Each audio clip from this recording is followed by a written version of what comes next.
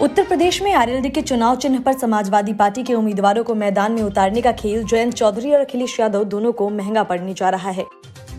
पश्चिमी यूपी की एक नहीं बल्कि कई सीटों पर यही गड़बड़ झाला है। नतीजा ये हुआ कि इलाकों के जाट वोटर्स नाराज हो गए।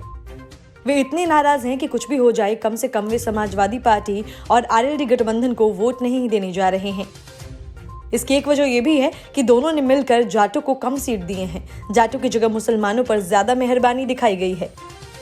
मेरठ के सिवाल खास विधानसभा क्षेत्र के लोग तो इतना नाराज हैं कि वो अपनी आवाज बुलंद करने के लिए चौधरी चरण सिंह की प्रतिमा के नीचे बैठकर खुलेआम अपनी नाराजगी का इजहार करते नजर आए। मेरठ जिले की सिवाल खास विधानसभा सीट से सपा रालोद गठबंधन की तरफ से राष्ट्रीय लोक दल के चुनाव चिन्ह पर समाजवादी पार्टी के नेता गुलाम मोहम्मद को प्रत्याशी घोषित किया गया है। गुलाम मोहम्मद को प्रत्याशी घोषित किए जाने का विरोध जाटलैंड में शुरू हो गया है। मेरठ के चौधरी चरण सिंह पार्क में लोगों ने ऐलान किया कि अगर जाट का अपमान होगा तो खामियाजा भुगतना पड़ेगा। लोगों ने कहा कि चाहे नोटा दबाना पड़े मगर सपा रालोद गठबंधन को वोट नहीं देंगे। पूर्व प्रधानमंत्री चौधरी चरण सिंह की प्रतिमा के नीचे बैठकर जाट समाज और रालोद के कार्यकर्ताओं ने कहा कि सपा रालोद गठबंधन ने सोशल इंजीनियरिंग का मजाक बनाया है, क्योंकि टिकट वितरण में जाट समाज का प्रतिनिधित्व बहुत कम रहा है। ये लोग इस फैसले पर पुनर्विचार की मांग कर रहे हैं।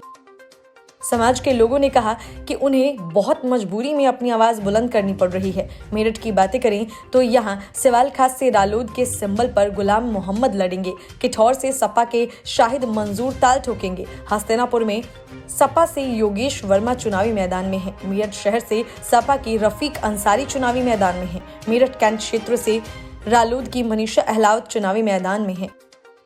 उत्तर प्रदेश की 403 विधानसभा सीटों के लिए 7 चरणों में मतदान 10 फरवरी से शुरू होगा। उत्तर प्रदेश में अन्य चरणों में मतदान 14, 20, 23, 27 फरवरी, 3 और 7 मार्च को होगा। वहीं यूपी चुनाव के नतीजे 10 मार्च को आएंगे। 2017 के चुनाव में बीजेपी ने यहां की 403 में से 325 सीटों पर जीत दर्ज की थी। सपा और कांग्रेस ने साथ मिलकर चुनाव लड़ा था। सपा ने 47 और कांग्रेस ने 7 सीटें ही जीती थी। मायावती की बसपा 19 सीटें जीतने में कामयाब रही थी। वहीं 4 सीटों पर अन्य का कब्जा हुआ था।